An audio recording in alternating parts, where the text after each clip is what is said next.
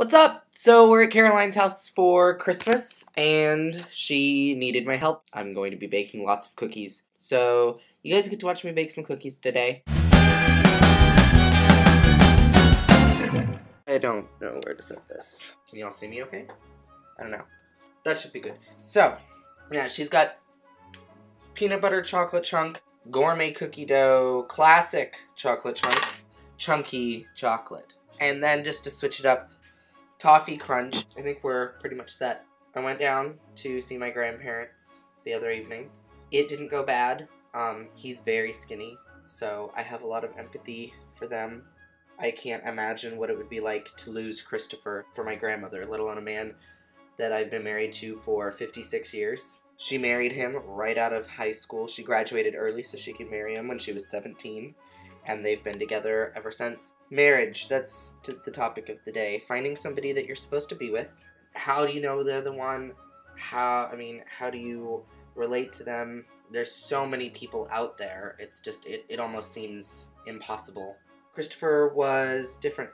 We met at some local clubs, and I was dancing, and I was actually talking to somebody else. The guy that I was talking with decided to be kind of rude, and he said, "I bet you know everybody here," insinuating that I've been with a lot of people. I turned around, saw Christopher, and I said, "Do I know you?" No, he looked so scared. He looked terrified.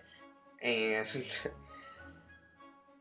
I turned back to the guy I had been talking to, and I said, "See?" And then Christopher and I spoke for 4.5 hours in the car. It's nice. It was refreshing. It was different because he wasn't out of the closet yet. He came from a Christian background, so he was still trying to work through that on his own, that he was gay, and I'd been out of the closet, since I was 17, so, but now, come this February 14th, 2010, we will have known each other for 3 years. We'll consider that we've been together for just as long. My grandparents, they've been married together 56 years. Okay, so now I've got the cookies. Oh god, shit. See that? Okay, they're all in a row.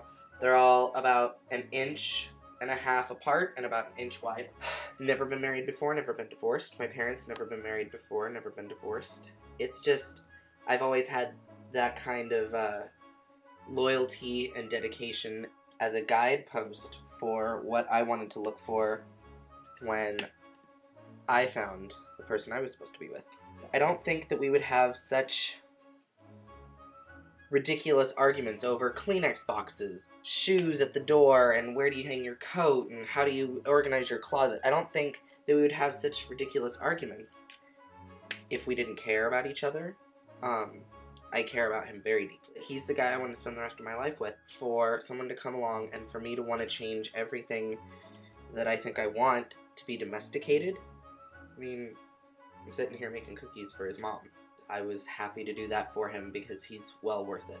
It's good to keep your hands hydrated as well, so that way when you're rolling the balls, they don't get powdery. I thought that I'd be with somebody taller, more jockey, more muscly, and then here I am, and Christopher's, he's my little geek squad guy. He's very youthful looking. I wouldn't change him for anything.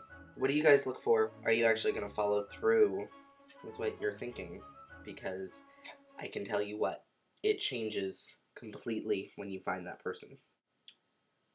Bye. I don't know if you think I made enough. I think I made enough cookies.